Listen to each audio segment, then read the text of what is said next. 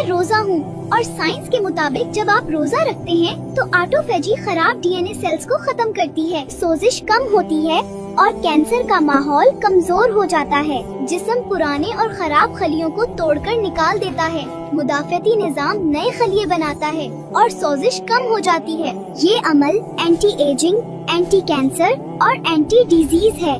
जब आप 0 से 6 घंटे रोजा रखते हैं तो जिस्म सबसे पहले ग्लूकोज यानी शुगर इस्तेमाल करता है और इंसुलिन लेवल भी हाई रहता है। जब आप 8 से 12 घंटे रोजा रखते हैं तो इंसुलिन लेवल गिरना शुरू हो जाता है, फैट बर्निंग ऑन हो जाता है और ब्लड शुगर मुस्तहकम होने लगती है। 12 से 16 घंटे के रोजे में इंसुलिन रेजिस्टेंस कम हो जाती है, जिगर और मसल्स शुगर को सही इस्तेमाल करते हैं, चर्बी से तवानाई बनती है, शुगर से नहीं। रोजा डायबिटीज और टाइप 2 डायबिटीज को कंट्रोल करने का मजबूत जरिया है।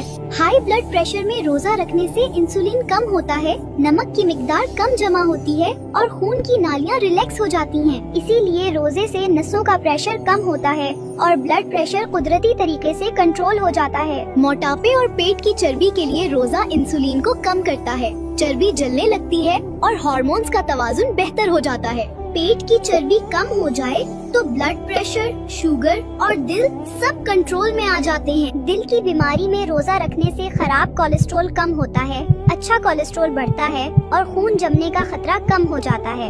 इसीलिए रोजे से हार्ट अटैक और फॉलिज का खतरा कम हो जाता है। स्ट्रेस, एंजाइटी और डिप्रेशन में रोजा कोर्टिसोल कम करता है, दिमाग का BDNF बढ़ाता है, दिमाग को सुकून मिलता है और जज्बात मुतवाजुन हो जाते हैं।